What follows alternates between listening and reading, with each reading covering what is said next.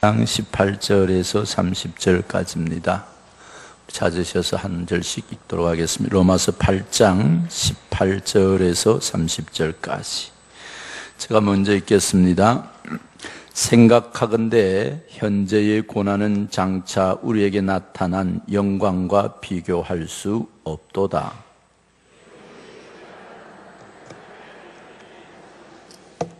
피조물이 허무한데 굴복하는 것은 자기 뜻이 아니요 오직 굴복하게 하시는 이로 말미암음이라.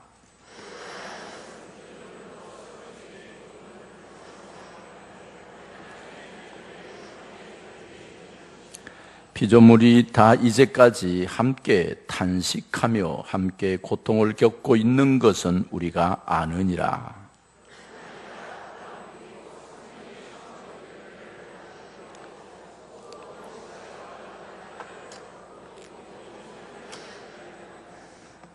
우리가 소망으로 구원을 얻었음에 보이는 소망이 소망이 아니라 보는 것을 누가 바라리요?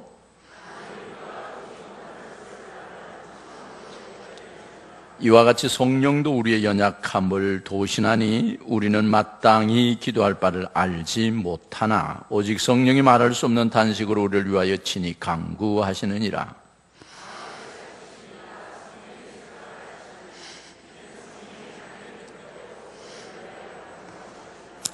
우리가 알거니와 하나님의 사랑하는 자 곧 그의 뜻대로 부르심을 입은 자들에게는 모든 것이 합력하여 선을 이루느니라.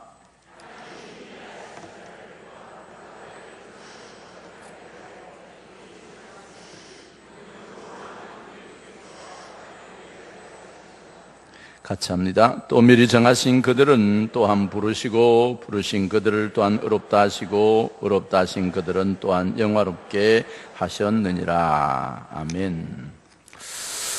날씨가 매우 덥습니다. 옆 사람에게 우리 인사합시다. 이번 주도 건강하시길 바랍니다.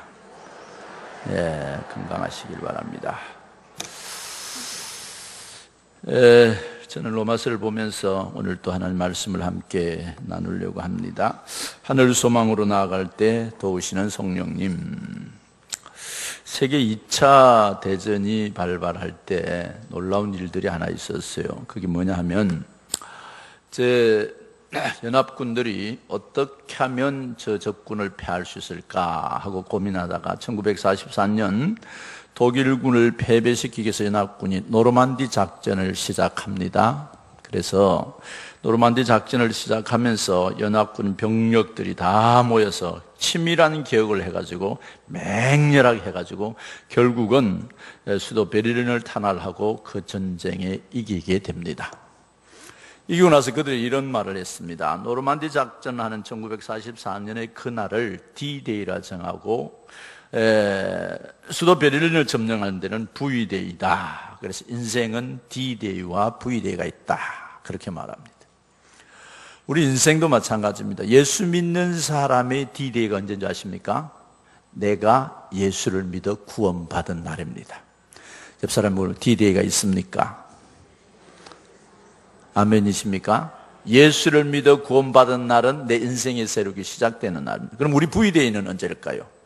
영원한 그 나라에 가서 하나님과 천국 복락을 누리는 그날이 V-Day라고 말하고 있습니다.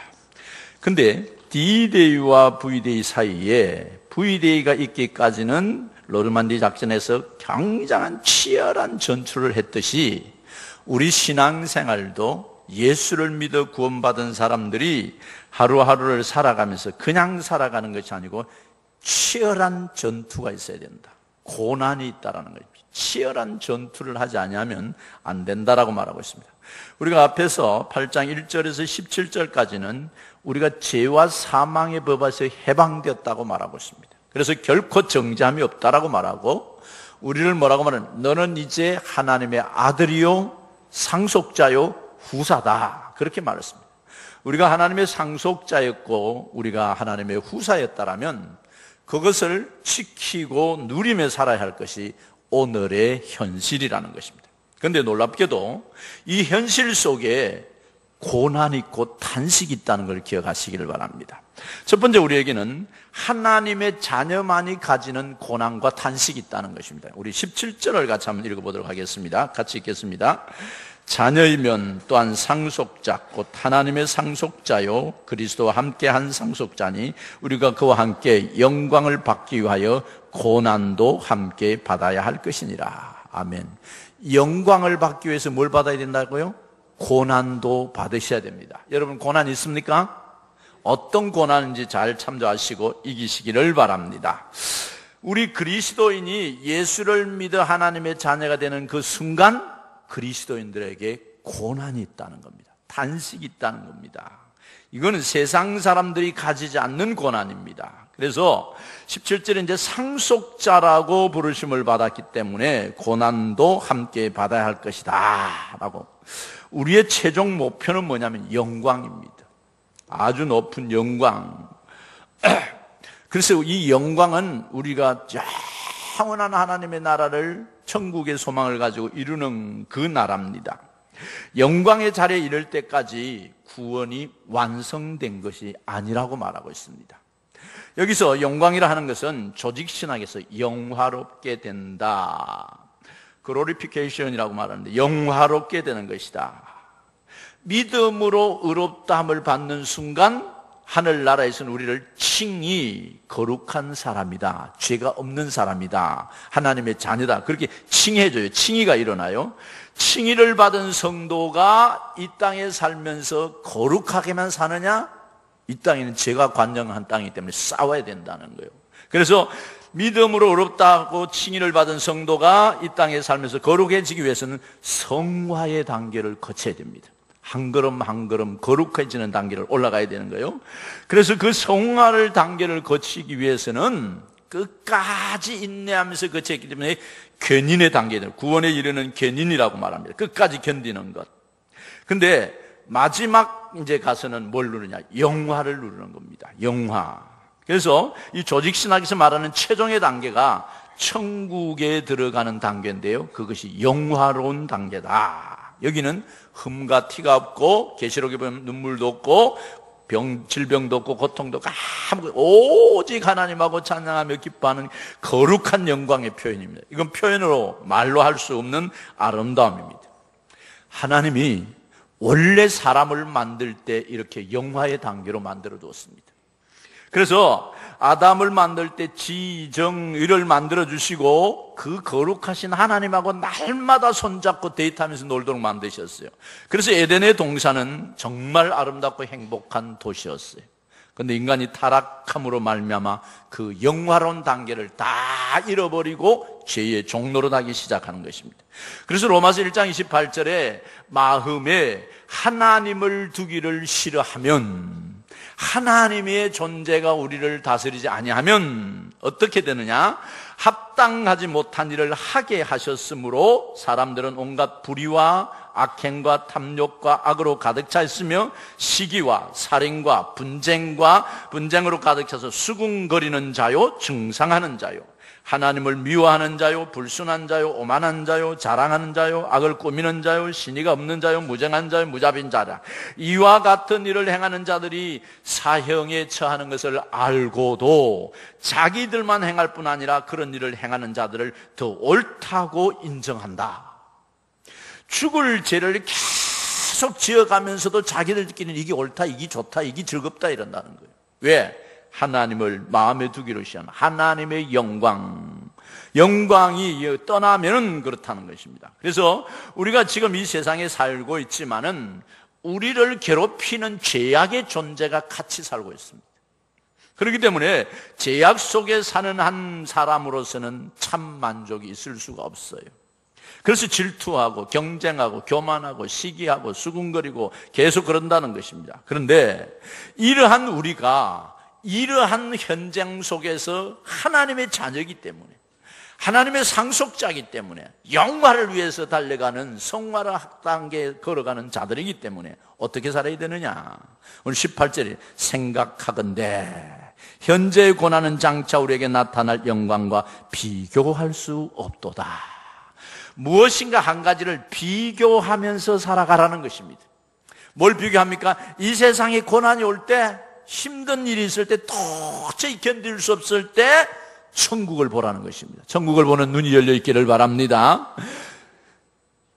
19절에 이렇게 피조물이 고대하는 바는 하나님의 아들들이 나타났나니, 하나님의 아들을 낳았다. 그래서 사람이 이 땅에 살아가면서 고난 가운데 살아갈 때 고난이 있다는 것을 먼저 인정하고 그 다음에 그것과 싸워서 이겨라 라고 말씀하고 있습니다. 여러분, 바울이 예수 그리스도를 알기 전과 알고 난 후에는 인생이 완전 달라졌습니다. 여러분은 어떻습니까? 우리 자신의 가슴에 손을 얹고 나는 예수를 믿기 전과 믿고 난 후에 달라졌다, 안 달라졌다? 달라졌다. 고개를 끄덕끄덕 해요. 달라졌다? 아멘. 안 달라졌다. 그러면 아직 예수가 없는 사람이에요. 분명히 달라졌어요. 뭔가 달라져도 달라졌으니까 오늘 여기 와 앉았죠. 할렐루야. 달라졌으니까 기도하고, 달라졌으니까 헌금하고, 충성하고, 봉사하고 가서 나는 예수 믿는 사람이다 물어봅시다.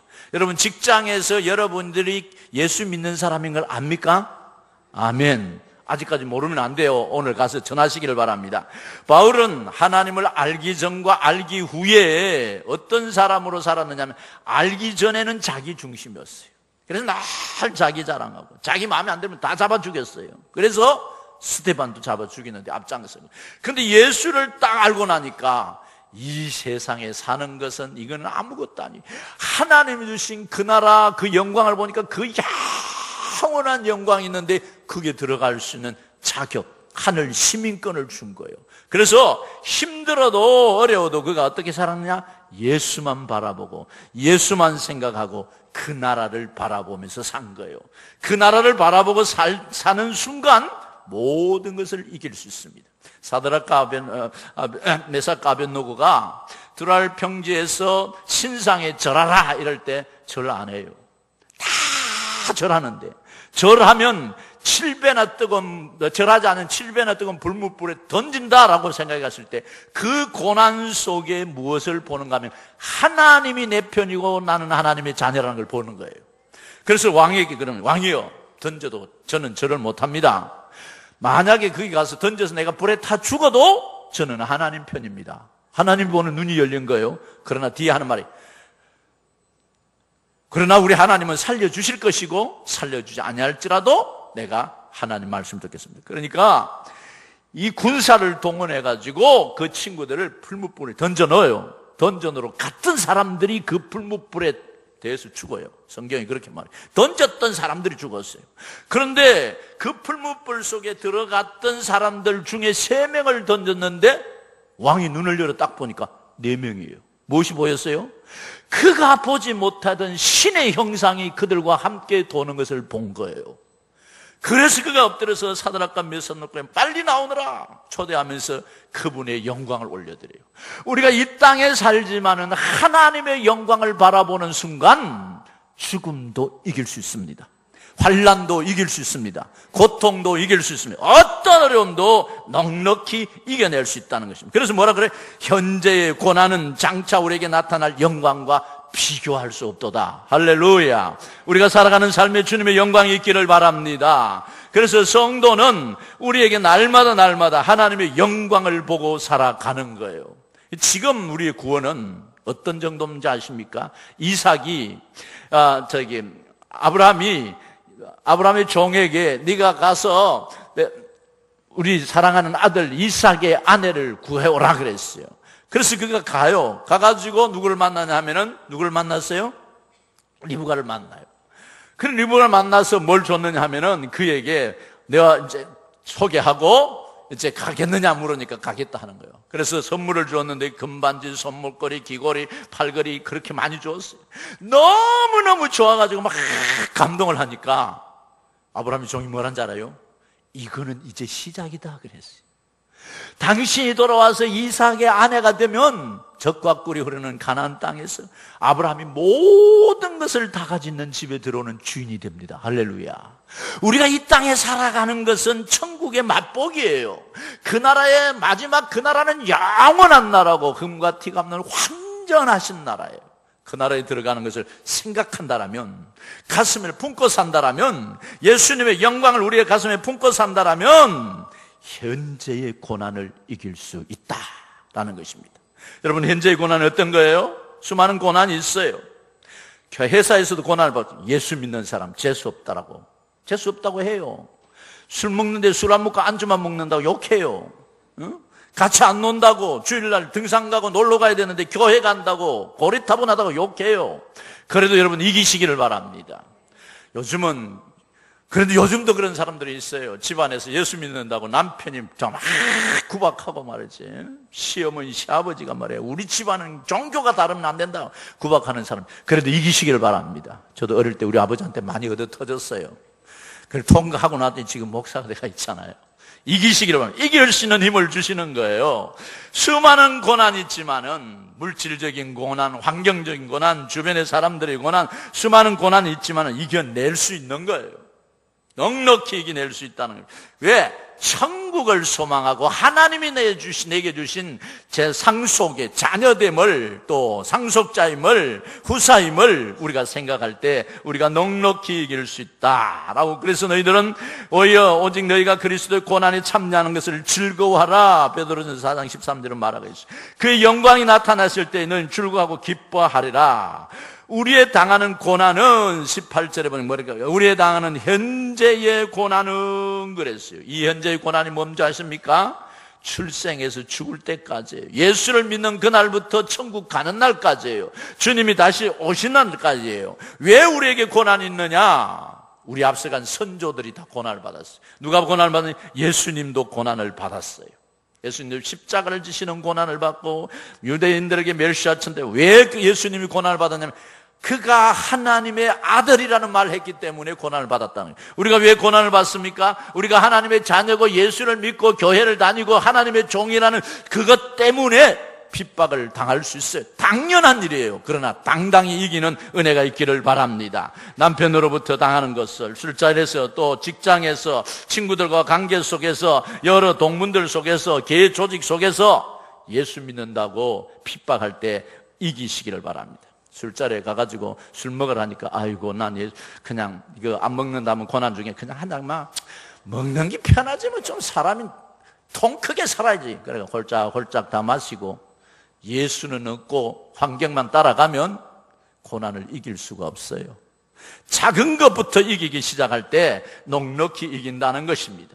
그래서 하나님은 우리들에게 그 고난을 이겨낼 때 하나님의 영화를 생각하고 그날을 생각하고 이기면 그 다음이 더 큰 거 있어요. 그날 그것을 이기지 못하고 넘어가면 그 넘어간 것 때문에 내가 더 고난을 받는 거예요. 그래서 넉넉히 이기는 은혜가 있기를 바랍니다. 그래서 오늘 23절에는 이렇게 말해요. 그뿐만 아니라 또한 우리의 성령의 처음 읽은 열매를 받은 우리까지도 속으로 탄식하며 양자된 것 곧 우리 몸의 속량을 기다리느니라. 여기 보니까 성령의 첫 읽은 열매를 받은 우리까지도 속으로 탄식한다 그랬어요. 우리가 고난을 받아요. 근데 우리가 탄식하고 고난하는 것은 뭐냐? 영광의 고난이에요. 아이를 낳는데 누가 낳아요? 여자가 낳아요? 남자가 낳아요? 여자가 낳아요. 천만다행이에요. 여자 놓도록. 나보고 노래했으면 큰일 날 뻔했어. 여러분, 여자들은 날씬한 걸 얼마나 좋아하는지. 그래갖고 날씬하고 몸에 살 빼려고 약도 먹고 운동도 하고 별거 다 해요. 막 돈도 엄청나게 투자해. 근데 애기 가지면 이거 완전 산통답게 날 봐라 이러고 다닌다. 그래도 기 안 죽어. 근데 그게 얼마나 힘들겠어요. 만삭돼 갖고 누웠다 일어날라 해보세요. 옆으로 눌러도 안 되고 이것도 안 되고 얼마나 힘들겠어요. 남편들이요, 기억하시기를 바랍니다.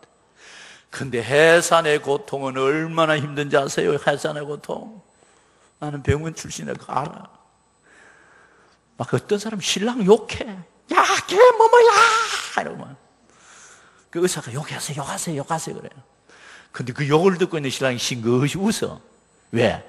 이 고난은 영광스러운 고난이라는 거예요.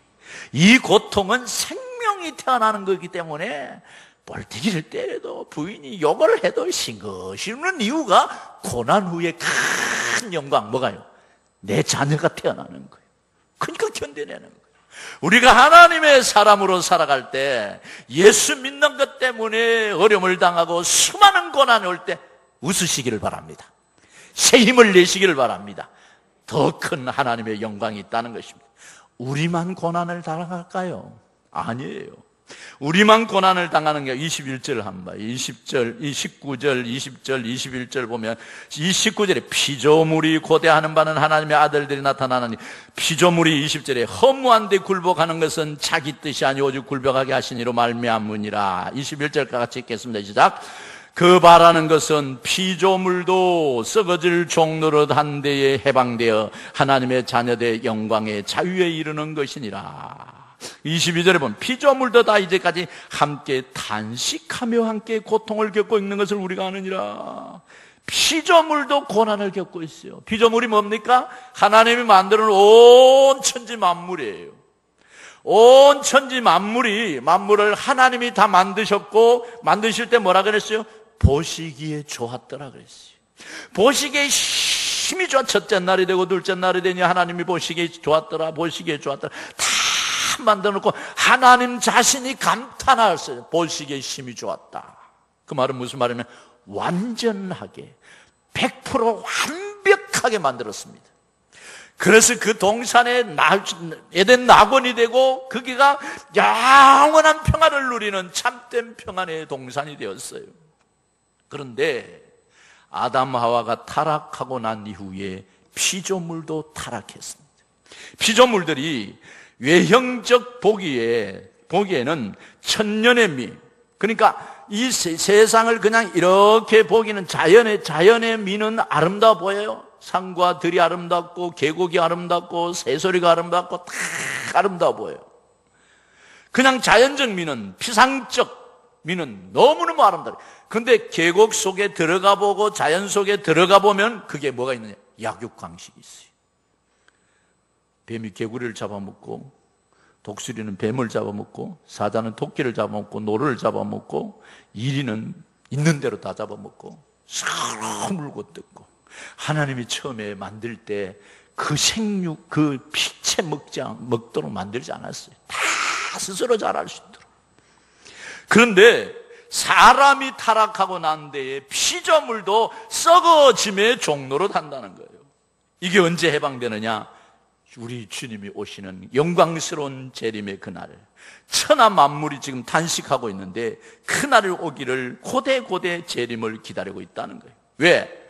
그날이 오지 않냐면 지금 이들은 뭐라 그래요? 21절에 피조물도 썩어짐의 종로로 한 데서 해방되어, 그렇게 말하고 있어요.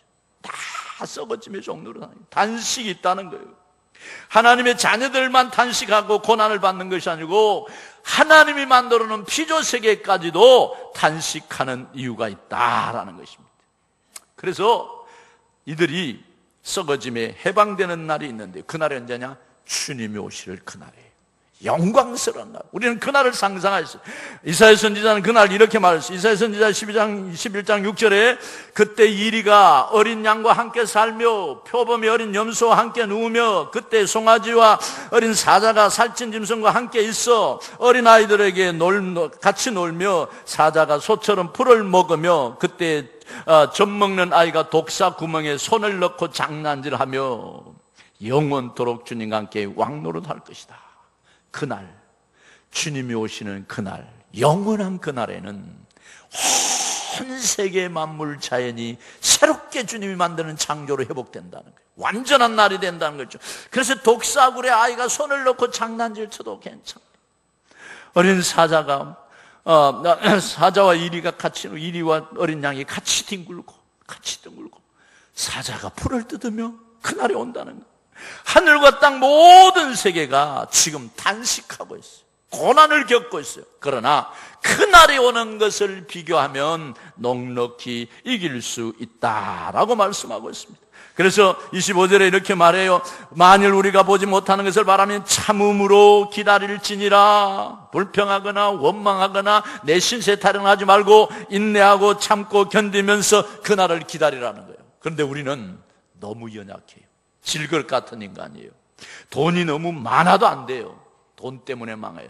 돈이 너무 없어도 또 해요. 지위가 너무 높아도 탈이고 너무 낮아도 탈이고, 은혜 분수에 맞게 합력하여 선을 이루시는 하나님의 은혜를 경험하시기를 바랍니다. 하나님은 우리 인간들을 친히 만들으셔서 질그릇 같은 인간들을 잘 보관하게 하셔서 탄식하고 고난다는 그 인간들에게 영원한 영광을 주시기 위해서 성령님을 보내주셨어요. 근데 그 성령님이 우리를 위해서 뭐 하시는지 보시고 26절 보시길 바랍니다. 이와 같이 성령도 우리의 연약함을 도우시나니 우리가 마땅히 기도할 바를 알지 못함으로 성령이 말할 수 없는 단식으로 우리를 위하여 친히 간구하시느니라. 성령님도 단식하고 있었어요. 우리는 고난 가운데 단식하고 있고 피조물은 썩어질 것에 대해서 단식하고 있고, 성령님도 우리를 위하여 단식하십니다. 성령님이 어떤 분이십니까? 무소부재하십니다. 안 계신 곳이 없어요. 영원불변이십니다. 너 창조주여 능력 주십니다. 보혜사, 그를 가리켜서 보혜사 성령이라고 말하는데, 그가 오셔서 우리를 위하여 단식하는데, 왜 단식하냐? 연약한 우리를 돕기 위해서 단식한다는 거예요. 성령이 돕기 위해서 우리를 본다는 거예요. 우리의 연약함을 도우시러 오셨다는 거예요. 그리고 단식한다는 거예요. 여러분, 스펠전 목사가 성령님이 도우시는 것이 어떤 것이냐? 성령님이 도와야만이 우리는 이길 수 있고, 성령님이 도와야만이 넉넉히 살아갈 수 있다고 말했어요. 스펠전 목사는 이렇게 했어요. 아이에게 노젓는 배를 타고 가다가 아이에게 배 노젓는 걸 가르쳤어요. 얘야, 배에 노젓는 걸 배워라. 어떻게 하느냐? 내가 서서 발은 여기 디딤목에다 눌리고 오른발은 바닥에 두고 양손은 노를 잡고 당겼다가 밀면서 물갈퀴가 이렇게 올라갈 때 해봐라.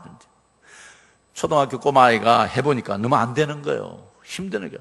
그래서 당겼는데 이 노가 자기 키보다 큰 데다가 물이 쫙 끼리 되니까 안 오는 거예요. 막 끙끙대도 안 되는 거예요. 아빠 안 돼. 못하겠어. 그 포기한다는 거예요. 그때 아빠가 포기하는 건 아니다. 내가 도와주마.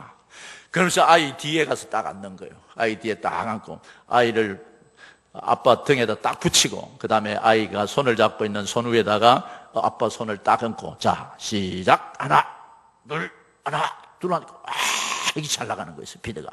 아이가 너무 재밌는 거예요. 그러면서 하는 말이, 야, 나는 노젓는데 너무 잘 젓는 사람이다. 결론을 낸 거예요. 누가 도와주었어요? 아빠가 도와주셨지. 성령님이 이와 같다라고 스필전 목사님 말씀하셨어요. 왜냐하면 성령님은 그래 한번 해봐 그렇게 맡기지 않는다는 거예요. 네가 그거 다 해봐 그렇게 하지 않는다는 거예요. 하는 그곳에 같이 돕는다는 거예요. 기도해봐 이러지 않고 기도하는 사람에게 가서 도와준다는 거예요. 앉으면 같이 앉고, 무릎을 꿇으면 같이 무릎 꿇고, 부르짖으면 같이 부르짖고, 속삭이면 같이 속삭인다는 거예요. 하는 사람에게 가서 우리의 연약한 것을 돕는 것이 성령님이시다. 그래서 꾸짖지 않고 연약한 그대로 내버려 두시지 않고 도우셔서 함께 하도록 만들어 주시는 분이 성령님이시다. 근데 그 성령님이 우리를 돕기도 하지만은 우리를 위하여 단식한다 그랬어요. 26절 한번 단식한다. 말할 수 없는 단식으로 우리를 위하여 친히 간구하느니라 그렇게 말했습니다. 마땅히 빌 바를 알지 못해 기도를 어떻게 해야 할지 몰라. 그러니까 주님이 단식하는 거예요. 이놈이 기도하는 거 보니까 10분도 못해. 아이고 그러고 기도했대. 그리고 예수를 믿는다고 해. 얼마나 더, 야 이놈아 네가 기도를 그래 해가 무슨 능력이 나오겠나. 단식하시는 거예요. 그리고 그 기도도 자기 기도 5분밖에 없어. 새끼 기도 5분 끝. 교회 기도도 없어. 목사님 기도도 없어. 우리 목장에 목장 기도도 없고 목원들 기도도 없어. 나라를 위한 기도 없고 이웃을 위한 기도도 없고 VIP를 위한 기도도 전혀 없어. 그러니까 성령님이 보니까 하나님의 나라의 상속자요 후손자요 양자요 아들로 거룩한 칭호를 주었는데 하는 행동은 너무 답답한 거예요. 그래서 가슴을 치면서 성령님이 단식하고 있다는 거예요. 마땅히 해야 할지를 뻔히 알면서도 우리가 잘하지 않는 것을 보고 단식한다는 거예요. 성령이 우리를 보고 단식하지 않겠습니까? 예배 드리는 것도 봐. 아이고 이놈아 그게 예배냐. 지금 예배하면서 집안 걱정하고 앉았어. 빨리 마치고 집안 가서 나 일해야 되는데 그 생각하고 있어. 빨리 마치고 오늘 누구하고 만나가 차 마셔야 되는데 그 생각하고 있어. 성령님이 아세요? 성령님이 하신다고요. 그 꼴을 보고 주님이 탄식하고 있다는 거예요. 가장 중요한 게 하나님 앞에 예배하고 기도하는 건데, 영혼을 구원하는 건데, 거기는 일주일 안에 한 번도 생각 안 해. 그러니까 성령님이 단식하고 있다는 거예요.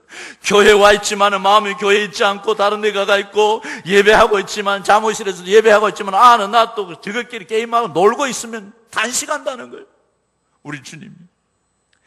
왜냐하면 성령님이 그래도 감사한 게 가지 않고 그런 우리를 위하여 계속 기도해주고 있기 때문에 오늘 우리가 여기까지 오셨습니다. 할렐루야. 그분이 우리의 성령님이시고 우리를 단식하고 있습니다. 우리 하는 꼴을 보면은 내 인간 안 되겠다 이러고 떠나버리면 우리는 아무런 소용이 없을 텐데, 그분이 가지 않고 단식하면서 우리의 뭐하요? 기도를 어떻게 해요? 17절에 성령의 생각을 아시나니 하나님의 뜻대로 살도록 성령을 위하여 간구해 주셨다. 또 26절에는 기도할 바를 알지 못하니 오직 성령으로 말할 수 없는 탄식을 우리를 위하여 친히 간구해 주신다. 우리의 기도가 부족해도 그가 그 위에 간구해 주시기 때문에 그 기도가 하늘 보좌로 올라가는 거예요. 우리가 사랑하는 것이 부족해도 그분이 오늘 또 이번 한 주간을 붙들어 주셨기 때문에 우리가 오늘 여기 옷에 나온 거예요. 내가 지금 사는 것이 내 잘난 것이 아니고 성령님의 탄식과 그분의 도우심 때문에 우리가 오늘 여기까지 오게 되었다라는 말입니다. 그래서 오늘 성경은 우리에게 말해요. 성령이 미리 단식하며 기도하시며 우리에게 기도를 가르쳐 주십니다. 그러면서 우리가 그 성령의 은혜를 받고 엎드리면 나도 탄식할 수밖에 없어요. 내가 나를 돌아보니까 주님, 한 주간에 살면서도 주님 사랑한 것보다 내 인간적으로 산 게 너무 많습니다. 여러분, 단식의 기도가 많아요? 감사의 기도가 많아요?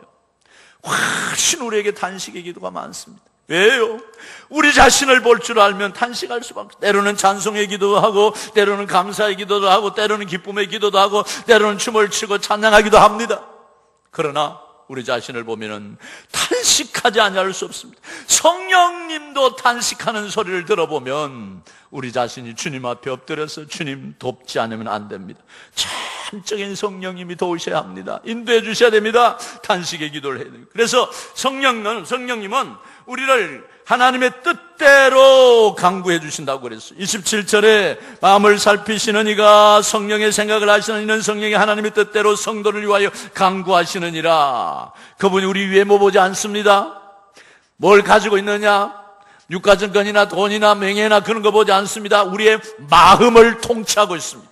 우리 마음을 관통하고 보고 계십니다. 그러면서 어떻게 해요? 그가 우리 마음을 살피시면서 성령의 생각을 알아서 하나님의 뜻대로 살도록 우리를 도와주시는 분입니다. 할렐루야. 이 땅에 사는 날 동안 고난이 있습니다. 핍박이 있습니다. 어려움이 있습니다. 먹고 사는데도 문제가 있고, 질병의 문제도 있고, 관계의 문제도 있고, 수많은 문제가 주님 오시는 그날까지 있습니다. 예수를 믿어 구원받았지만은 하나님의 후사가 되고 상속자가 되고 하나님의 자녀가 되고 하나님을 아버지라 부르는 전능의 능력을 가지고 있지만 우리가 사는 세상은 힘들다는 것입니다. 그러나 우리가 넉넉히 이길 수 있는 것은 그 나라를 사모하기 때문입니다. 그 나라와 이 세상을 비교해야 하니까 새 힘을 얻는 것입니다. 우리의 고통은, 우리의 염려와 근심은 영원한 그 나라를 사모하는 마음이 있을 때 넉넉히 이길 수 있습니다. 또한 우리가 이길 수 있는 것은 하나님 나를 고쳐주옵소서, 고쳐달라고 주님께 간구할 때 성령이 함께 기도해 주심으로 또 우리에게 기도의 영성을 주시고 능력을 주셔서 넉넉히 이길 수 있게 해주는, 말할 수 없는 탄식으로 돕습니다. 하나님의 뜻대로 살도록 돕습니다. 그래서 우리는 약하지만 넉넉히 이길 수 있고 연약하지만 그의 성령의 힘을 인해서 오늘 또 승리할 수 있다고 말하고 있습니다. 그래서 우리가 골방에 들어가면 주님이 함께 골방에 들어갑니다. 교회 나오면 성령님이 함께 교회 나옵니다. 내가 엎드려 기도하면 함께 기도해서 새 힘을 줍니다. 가만히 내버려 두지 않고 우리들에게 마지막 그날 영광을 위해서, 영화를 위해서 주님이 우리를 도우시고 역사하신다고 말씀하고 있습니다. 그래서 우리는 하나님의 나라를 위해서 당당한 그리스도인으로 살아가는 축복이 있어야 합니다. 한 외과 의사가 독일의 나치 사건 때 잡혀 들어가서 학살 사건이 있을 때 한 외과 의사의 간증이, 이런 간증이 있었습니다. 많은 사람들이 그 끌려가서 가스실에서 죽어가는 걸 바라보면서 그들이 이런 노래를 불렀습니다. 그러한 고통과 그런 상황 속에서 나는 믿는다. 나는 메시아가 반드시 올 것을 믿는다. 나는 그러나 그 메시아는 나는 믿는다. 나는 메시아가 나를 돕기 위해서 반드시 나를 찾아오시는 사실을 믿는다. 그리고 그 다음에 그들이 이 노래를 불렀습니다. 그런데 때때로 그 메시아가 너무 늦게 온다. 그래서 실망해서 많은 사람이 죽어갔다는 거예요. 그 광경을 바라보던 한 외과 의사가 그는 아니다. 이 노래를 부르지 말고 새로운 노래를 부르자. 그리고 그는 하나님을 바라보면서 하나님의 영광을 바라보면서 그가 주셨던 유리 조각을 가지고 매일 수염을 깎습니다. 낯이 그 수용소에서 언제 죽을지 모르는데 아침에 일어나 세수하고 수염을 깎습니다. 어느 날 그를 잡으러 왔던 사람들이 수염을 깎고 너무 깔끔하니까 젊은 줄 알고 너는 이쪽으로, 그리고 살아났습니다. 그러면서 그가 살아난 명단에 들어갔을 때 그가 불렀던 노래가 공개되었습니다. 그는 어떤 노래를 불렀습니까? 나는 믿는다. 나는 메시아가 반드시 찾아와 나를 도우신다는 사실을 믿는다. 그런데 사람들은 너무 서두른다. 사람들은 너무 서둘러서 믿음을 포기한다. 많은 사람들이 믿는다 하지만은 좌절이, 실망이 올 때 좌절해버리고 믿음을 포기해버린다는 거예요. 그러나 이 청년은 나는 믿는다. 그가 나를 도우시러 올 것을 믿는다. 그런데 사람들은 너무 서두른다. 사람들은 너무 서둘러 믿음을 포기해버린다. 이는 믿음을 포기하지 않고 생존자 명단에서 살아나와서 이 노래를 공개했습니다. 사랑하는 성도 여러분, 말씀을 맺습니다. 우리는 하나님의 자녀의 특권을 받았습니다. 상속권을 받았습니다. 후사입니다. 영원한 그 나라에 들어갈 것입니다. 우리가 영원한 그 나라에 들어가기 위해서 이 땅에서는 그러나 고난이 있다라고 말하고 있습니다. 단식이 있다고 말하고 있습니다. 얼음이 있다고 말하고 있습니다. 그러나 성령의 도우심으로 기도하고 넉넉히 이길 수 있도록 돕는다고 말했습니다. 그 영으로, 그 힘으로 천국의 소망을 가지고 날마다 승리하는 예수님을 믿는 하나님의 자녀됨을 온 땅에 전하는 승리자들이 되시기를 주님의 이름으로 축복합니다.